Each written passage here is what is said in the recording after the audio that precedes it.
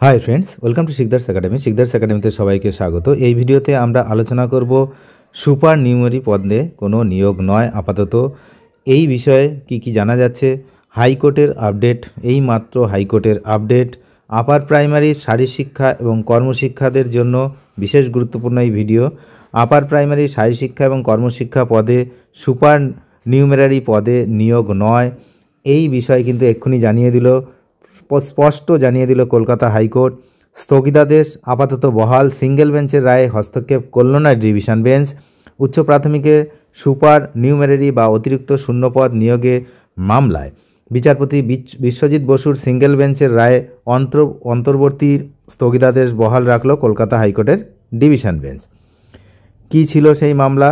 আপনারা জানেন যে সুপার নিউমেরারি পদ গঠন করেছিল। উচ্চ প্রাথমিকে সুপার নিউমেরারি বা অতিরিক্ত শূন্য পদে নিয়োগের মামলায় বিচারপতি বিশ্বজিৎ বসুর যে বেঞ্চ, সেই বেঞ্চের যে রায়, সেটাকে কিন্তু হস্তক্ষেপ করল না হাইকোর্টের ডিভিশন বেঞ্চ। অর্থাৎ বিচারপতি বসুর সিঙ্গেল বেঞ্চ ওই শূন্য পদগুলিতে নিয়োগের ক্ষেত্রে যে স্থগিতাদেশের রায় দিয়েছিলেন মঙ্গলবার, অর্থাৎ আজ, বিচারপতি সৌমেন সেন এবং বিচারপতি স্মিতা দাসের ডিভিশন বেঞ্চ সেই রায় আপাতত বহাল রাখল। তার মানে এখনই নিয়োগ নয়। এই বেঞ্চ, ডিভিশন বেঞ্চ আজকে জানিয়ে দিয়েছে এখনই সিঙ্গেল বেঞ্চের নির্দেশের উপর কোনো হস্তক্ষেপ নয়। বিচারপতি সেনের পর্যবেক্ষণ, সুপার নিউমেরারি পদ নিয়ে মামলা সিঙ্গেল বেঞ্চে বিচারাধীন।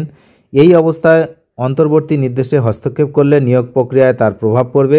আগামী 18ই জুন ওই বিষয়টি নিয়ে মামলা শুনবে সিঙ্গেল বেঞ্চ। তাহলে পরবর্তী সিদ্ধান্ত সেই দিন হতে পারে, এমনটা কিন্তু জানা যাচ্ছে যে আগামী 18ই জুন পর্যন্ত অপেক্ষা করতে হবে এই সুপার নিউমেরারি পদে কি হয় সেটা জানার জন্য। অনেক ধন্যবাদ ভিডিওটি শেষ পর্যন্ত দেখার জন্য। নতুন হলে অবশ্যই সাবস্ক্রাইব করে সঙ্গে থাকবেন।